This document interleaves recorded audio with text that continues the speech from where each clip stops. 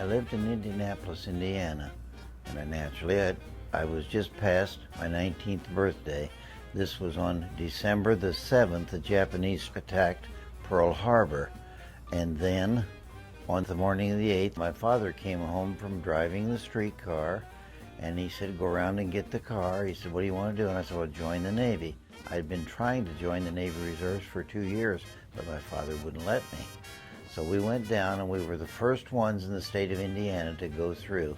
When the old reserve guys came in at 7:30 in the morning, we were the first ones through the door, and we signed me in. My crew that I trained with went to the West Coast, and we went through and went to Treasure Island. And they picked out, I think, about 90 of us, and they sent us up to Tiburon, California. And up there we were making the submarine nets to go just inside the Golden Gate Bridge, which was slave labor. When I signed up, I was an apprentice seaman. But I found out, how can I get off of this building submarine nets, and how can I work my way out of this? And I was intelligent enough to know, if you can pass the test to become a gunner's mate 3rd class, and I did that. The first time I took the test, I became a gunner's mate 3rd class. Well, there's no place on a little net tender or when you're building submarine nets for a gunner's mate. That ended up getting me on the Ellet.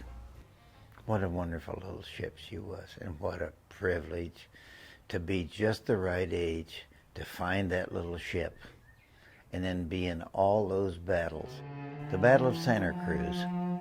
Some historians call it the Battle of the Eastern Solomons. We were with the Enterprise, and we were about 6 miles over, and the Hornet was the carrier that was with us. And the Japanese were coming. It looked like a hornet's nest that day. And the only thing that saved the Enterprise, a storm coming. It might be a mile square. It'll be coming, sweeping across the ocean. Sun shining everywhere. And here comes this storm walking across the ocean. And so we accompanied the Enterprise, and she went into this storm. And we were all around the edge of the storm, and the torpedo planes that hadn't dropped their torpedoes, they spotted us outside, and one managed to come through the storm, and evidently he still had his torpedo on board, and I believe that that pilot would probably badly wounded, because there were no kamikazes that early in the war. This was October the 26th, 1942. And one of my loaders, I was on a 20 millimeter machine gun that day, and one of the guys kept hitting me, and he pointed, and this torpedo plane got a little bit too close to me. And when I was machine gunning him, I started probably 2 to 3 seconds too late, and he blew up in my face, and he burned my arms, and he burned my face. That's the reason for the beard, because as I'm nearly 93 now, when I try to shave, my face bleeds. When you're 19, 20 years old, you're just full of it. And believe it or not, I thought I was having fun. I really did think. It reminded me, I thought, I remember paying a quarter at the carnivals and the state fair, and they give you the little short .22 rifle to shoot at a target, and you'd win for your little girlfriend.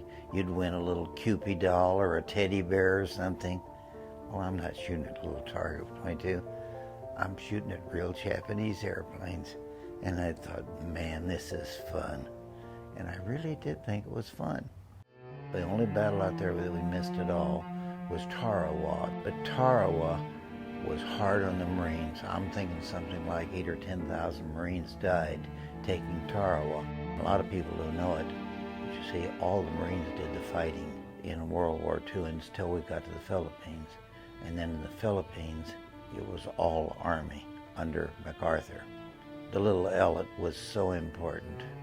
She saved so many people, and it was such a wonderful thing to get that experience, to be on her for 4 years. What a blessing. I look back now, and I think that really happened.